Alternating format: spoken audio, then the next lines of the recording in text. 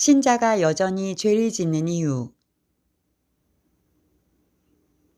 상담 중인 한 젊은 형제가 자신의 죄는 용서받기 힘든 죄라며 괴로워하고 있다. 청춘 시절에는 좌충우돌, 질풍노도와 방황의 시절을 보내기도 한다.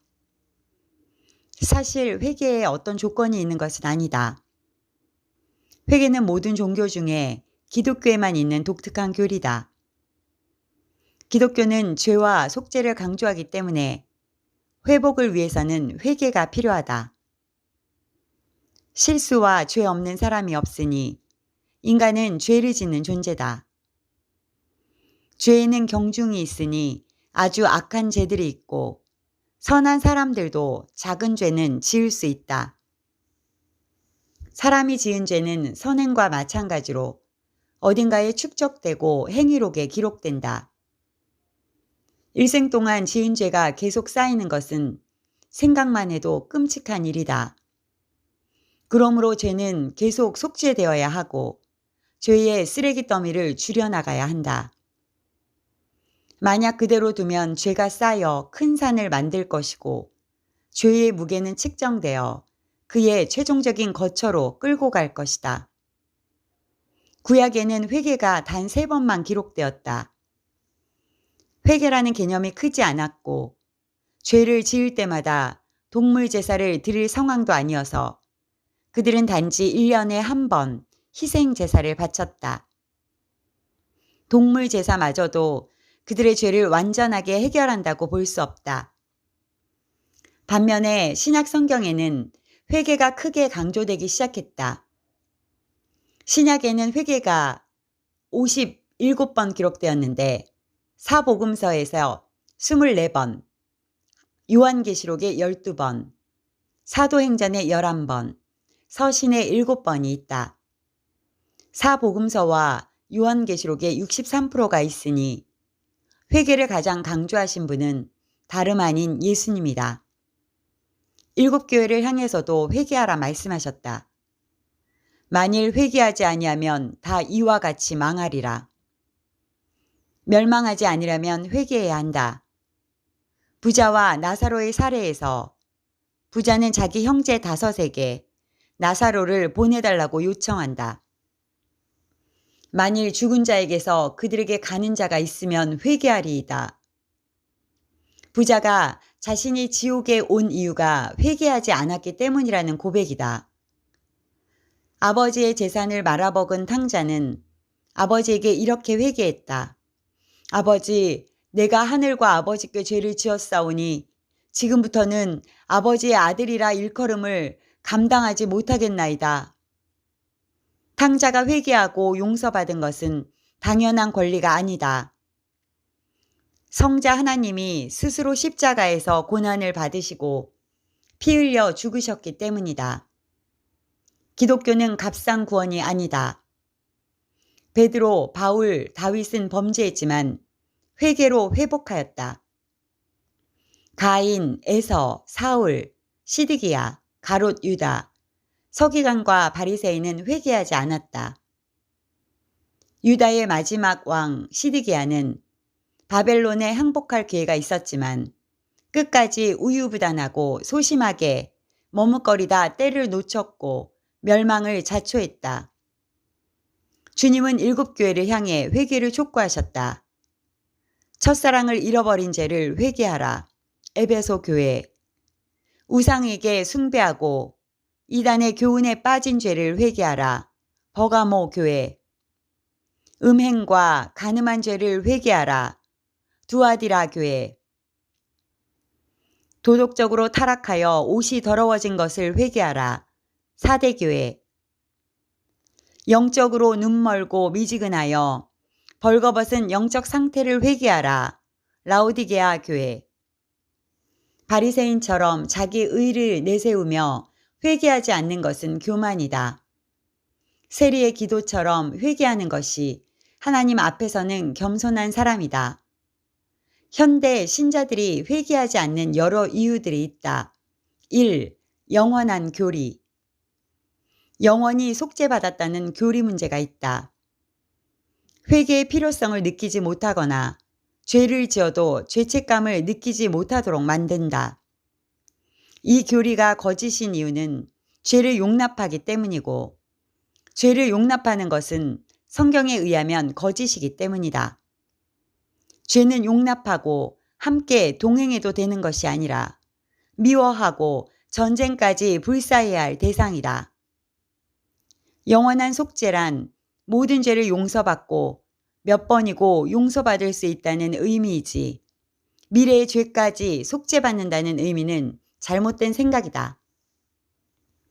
만일 우리가 죄 없다고 말한다면 우리는 스스로 자신을 속이는 것이고 우리 안에 진리가 없는 것입니다. 만일 우리가 죄를 짓지 않았다고 말한다면 우리는 그분을 거짓말쟁이로 만드는 것이며 그분의 말씀이 우리 안에 있지 않습니다. 죄를 짓는 사람은 누구든지 불법을 저지릅니다. 그리고 죄는 곧 불법입니다. 불법의 죄는 죄에 완전히 빠진 사람을 의미한다. 2. 자기의.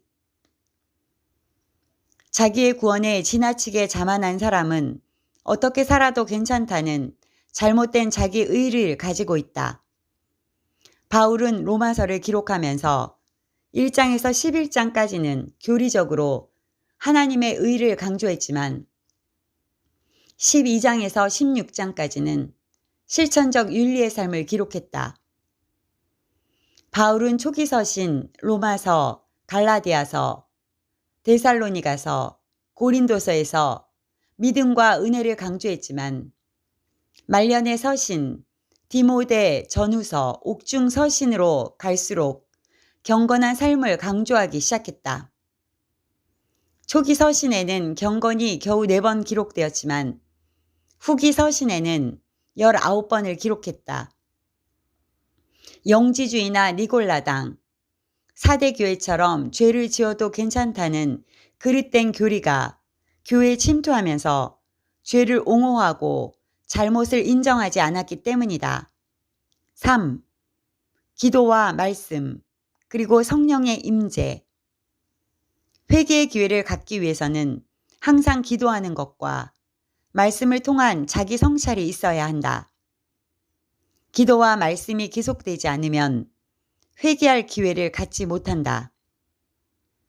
성령으로 사는 신자는 성령의 열매를 맺으며 죄를 가까이 할 수 없을 것이다. 4. 고의적이고 반복적인 죄. 만약 습관적으로 죄를 짓는 상태라면 그는 육신에 속한 사람이다.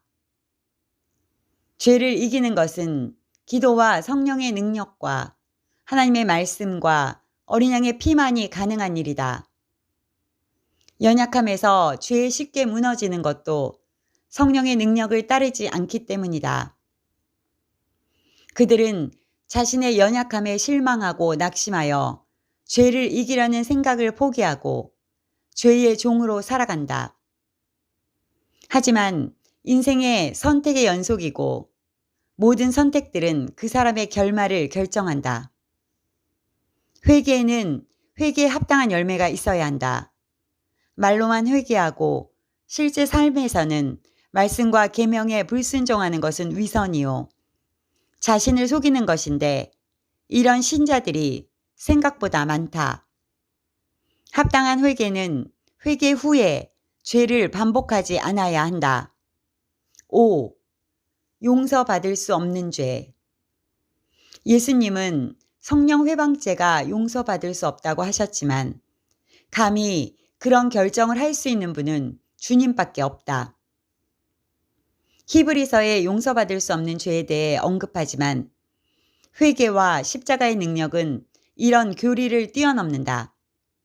중죄라도 구약에 속지 않은 제사로는 불가능하지만 십자가의 영원하고 견고한 사랑에는 두려움과 불가능과 절망이 없다. 회개에 대한 십자가의 능력을 과소평가해서는 안 될 일이다.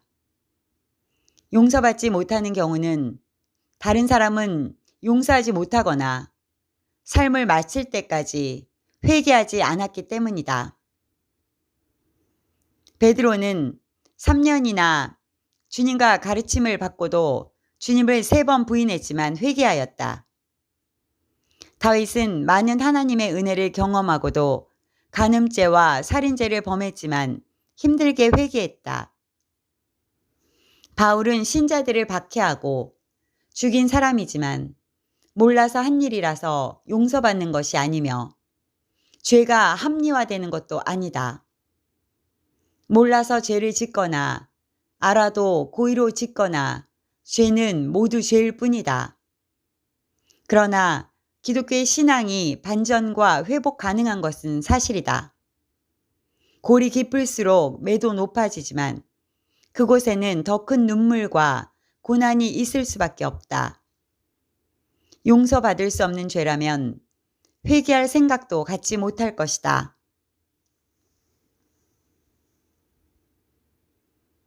회개는 5단계로 나누었지만 복잡하지 않다. 1. 죄를 인정함. 잘못했습니다. 죄를 지었다는 죄의식은 자신이 잘 알고 있다. 이것도 모르면 양심이 화인 맞은 상태다. 회개의 첫 단계는 죄를 인정하고 주님께 나가서 무릎 꿇는 일이다. 만일 우리가 우리의 죄를 고백하면 그분은 신실하시고 의로우신 분이시므로 우리의 죄를 용서하시고 모든 불의에서 깨끗하게 해주실 것입니다. 2. 용서를 구함. 이런 죄를 지었습니다. 용서해 주십시오. 죄를 지은 자에게 필요한 것은 죄를 용서받는 것이다. 2번째 단계는 하나님께 자신이 죄를 지었고 이 죄의 용서를 원하는 것을 분명하게 요청하는 일이다. 3. 어린 양의 피의 능력을 의지함. 다음 말씀의 능력을 믿고 매일 선포해야 한다. 예수님의 피로 저희의 죄를 씻어 주십시오. 그 아들 예수의 피가 우리를 모든 죄에서 깨끗하게 하실 것입니다. 나의 죄가 주홍 같을지라도 예수의 피로 눈과 같이 희어질 것이요. 진홍같이 붉을지라도 예수의 피로 양털같이 희게 되리라. 구약에서는 속죄를 위해 동물을 희생시켜 피를 뿌렸다. 그러나 우리는 예수님의 피로 죄를 씻어낼 수 있다. 죄를 속죄하는 유일한 능력은 예수님의 피로 이루어지며 내 공로가 아니라 예수님의 죽으심 때문에 용서받는다는 사실을 분명하게 믿고 기도해야 한다. 4. 결단하고 죄를 중지함. 죄에 다시 빠지지 않도록 성령님의 도우심을 구합니다. 회개하고 나가서 죄를 다시 짓는 것은 회개의 효과가 없다. 죄의 결박에서 풀어지도록 성령의 능력을 요청해야 한다. 때로는 흉악한 죄의 결박을 풀어내기 위해 금식 기도가 필요할 때도 있다. 회개는 지은 죄를 반성하고 주님께 용서를 비는 것으로 그치는 행위가 아니다. 더 나아가 주께서 지난날에 죄를 용서해 주시면 앞으로는 이렇게 살겠다는 의지와 결단을 동반해야 진정한 회개라 할 수 있다. 5. 열매를 확인함. 온전한 회개가 되었는지 용서가 되었는지 확인하는 방법은 열매를 확인하는 것이다. 만약 죄를 반복하지 않는다면 회개에 합당한 열매를 맺은 것이다.